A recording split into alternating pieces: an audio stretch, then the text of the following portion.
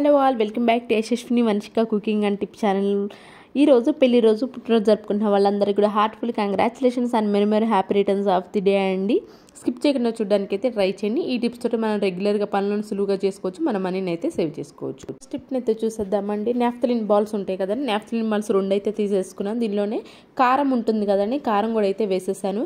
మనకి న్యాచురల్గా ఇంట్లో బొద్దింకలు లేకుండా ఉండాలి, ఎలాంటి కెమికల్స్ వాడకుండానే బొద్దింకలు ఉండే మనకు తక్కువ అయిపోవాలి అని అనుకుంటే మాత్రం ముఖ్యంగా కిచెన్లో ఈ విధంగా సింపుల్గా మనకి నాఫ్థలిన్ పౌడర్ లాగా అయితే చేసేసుకోవచ్చు అండి, లేదా డైరెక్ట్గానే వేసుకోవచ్చు. ఈ విధంగా కారం వేసి పైకి క్యాప్స్కి ఏంటంటే హోల్స్ అనేవి కంపల్సరీ పెట్టుకోవాలి. నాకు ఈ క్యాప్ కన్నా డైరెక్ట్ హోల్స్ ఉన్నాయి కాబట్టి నేను స్పెషల్గా హోల్స్ అనేవి పెట్టట్లేదు. మీరు అదే క్యాప్ కనుక హోల్స్ కనుక లేవు కనుక క్యాప్స్ పెట్టేసుకొని హోల్స్ ఈ విధంగా ర్యాక్స్లో ఉంటాయి కదండి, కబోర్డ్స్లో ఎక్కడైతే మనకి ముఖ్యంగా వుడ్ వర్క్ చేసుకున్న ర్యాక్స్లో అంటే ఎక్కువగా ఉంటాయి కదా, అలాంటప్పుడు ఎక్కువగా ర్యాక్లో కనుక ఈ విధంగా మన కారం నాఫ్థలిన్ బాల్స్ కలిపిన బాక్స్ పెట్టేసామనుకోండి, మనకి బొద్దింకలు అనేవి కంట్రోల్ అవుతూ ఉంటాయండి. అలానే మనం 10 డేస్కి ఒకసారి ఈ కారం పౌడర్ను చేంజ్ చేసుకుంటూ ఉన్నామనుక ఖచ్చితంగా మనకు బొద్దింకలు అనేవి తక్కువ అవుతూ ఉంటాయి. అండ్ నెక్స్ట్ టిప్ వచ్చేసి సూదిలో దారం ఎక్కించాలంటే ముఖ్యంగా ఈ రోజుల్లో ప్రతి ఒక్కరికి చాలా కష్టమైన టాస్క్ అని చెప్పాలండి.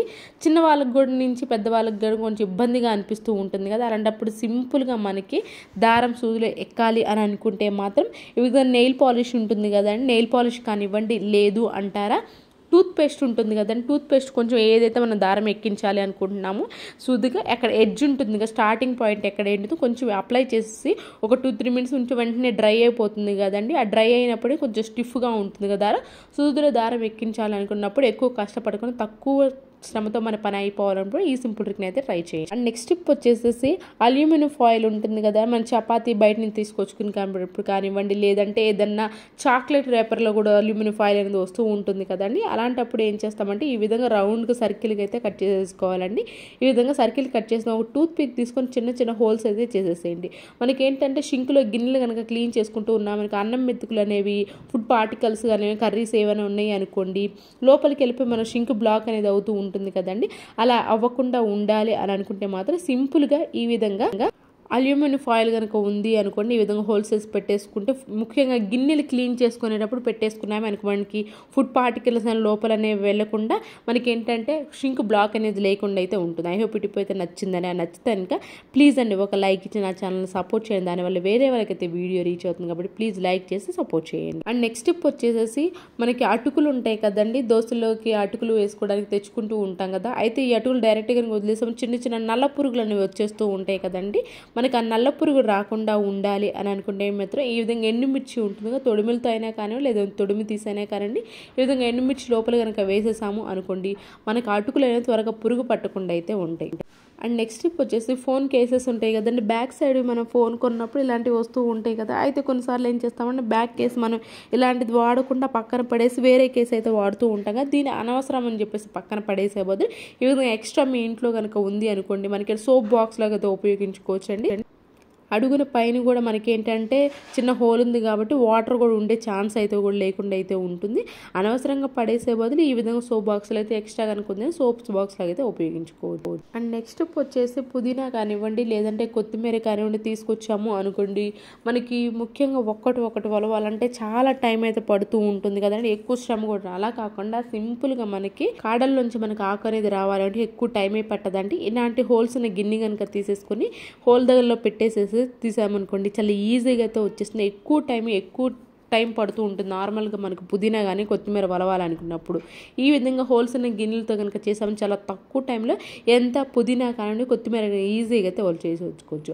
ఐ హోప్ ఈ టిప్ కూడా నచ్చితే కనుక ప్లీజ్ మీకు ఏది బాగా నచ్చింది అనేది కూడా మన బాక్స్లో కమెంట్ చేయండి. నెక్స్ట్ టిప్ వచ్చేసి ఈ రోజుల్లో ప్రతి ఒక్కరు ఫేస్ చేసే ప్రాబ్లం అంటే డార్క్ సర్కిల్స్ కదండి. డార్క్ సర్కిల్స్ ఎలాంటి కెమికల్స్ వాడకుండా న్యాచురల్గా ఇంట్లోనే కంట్రోల్ అవ్వాలి అని అనుకుంటే మాత్రం సింపుల్గా ఏ విధంగా అయితే ట్రై చేయాలండి. మనకి డార్క్ సర్కిల్స్ ఉన్న వాళ్ళు ఈ విధంగా ఆలు ఉంటుంది కదండి, ఆలుని ఈ విధంగా గ్రేట్ చేసి దాని జ్యూస్ అయితే ఏదైతే వస్తుంటుందో ఆ జ్యూస్ని తీసేసుకొని దీనిలోనే కాఫీ పౌడరు, హనీ, అలాగే పసుపు 4 బాగా మనకి ఆలు జ్యూస్లో మొత్తం కలిపేసుకోవాలండి. ఈ విధంగా మనకి కన్సిస్టెన్సీ అనేది ఈ విధంగా అయితే ఉండాలి. దీన్ని అప్లై చేసేసుకొని వెంటనే ఒక 20 మినిట్స్ నుంచి చల్ల వాటర్తో కనుక క్లీన్ చేసుకుని న్యాచురల్గా మనకి డార్క్ సర్కిల్స్ అనేవి కంట్రోల్ అయితే అవుతాయి. అండ్ నెక్స్ట్ టిప్ వచ్చేసి మన ఇంట్లో ఏంటంటే పాత పిల్లో కవర్ ఇలాంటిది కనుక ఉంది అనుకోండి, కాటన్ది మాత్రమే తీసేసుకోవాలని. మన పట్టు చీరలు ఏంటంటే కొంతమంది ఒక చిన్న చిన్న కవర్ బాక్స్ అయితే ఇప్పుడు అవైలబుల్లో ఉంటున్నాయి కదండి, వాటిలో పెట్టేసుకోవచ్చు. ఎందుకంటే దుమ్ము పడుతుంది. నార్మల్గా డైరెక్ట్గా పెట్టే బదులు మనం బీరువాలో పెట్టేటప్పుడు ఇలాంటి పిల్లో కవర్స్లో కనుక పెట్టేసాము అనుకోండి, మనకి పట్టు చీరలు ఎలాంటి దుమ్ము పడకుండా ఉంటాయి. నలగను కూడా నలగవు. దీన్ని అడుగును పెట్టేసాం, దీని లోపల ఒక 2-3 కనుక పిల్లో కవర్లో పెట్టేసేసుకొని పట్టు చీరలు బీరువా లోపల కానీ కబోర్డ్ ర్యాక్లో కానీ పెట్టేసుకున్నామే అనుకోండి, పట్టు చీరలు నలగు, దుమ్ము పడకుండా అయితే ఉంటుంది. ఇలాంటి ప్రస్తుతానికి కవర్స్ అవైలబుల్లో ఉన్న వాళ్ళు ఓకే, కానీ ఎవరికైనా లేవు అనుకోండి, ఈ విధంగా పిల్లో కవర్ని కూడా యూజ్ చేసుకోవచ్చు. బట్ పిల్లో కవర్ నీట్గా వాష్ చేసి మాత్రమే వాడుకోండి.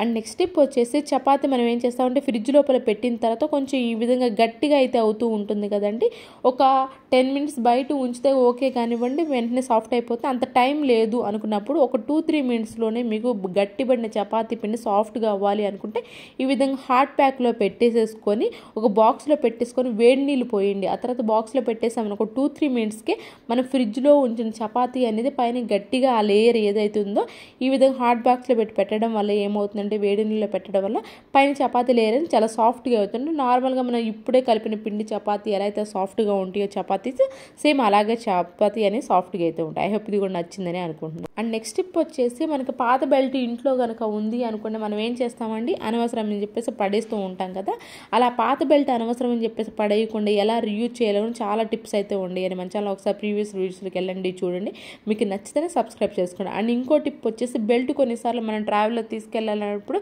ఎలా పెట్టాలో అర్థం అవ్వదు కదండి, సింపుల్గా ఈ విధంగా కనుక లోపల నుంచి లాగేసామనుకో ఫోల్డింగ్ అనేది చాలా ఈజీగా అయితే ఉంటుంది. అండ్ నెక్స్ట్ టిప్ వచ్చేసి ఆనియన్ తీసుకుంటూ ఉంటాం కదండి, ఆనియన్ మనం కూరల్లో రెగ్యులర్గా వాడుతూ ఉంటాం కదా, అయితే ఆనియన్ అంతా మనం ఈ విధంగా కట్ చేసేటప్పుడు పైన ఈ విధంగా పైన తొడిమి ఏదైతే ఉంటుందో దాన్ని కట్ చేసి ఆ తర్వాత మాత్రమే మన కూరల్లో వేసుకుంటూ ఉంటాం కదండి.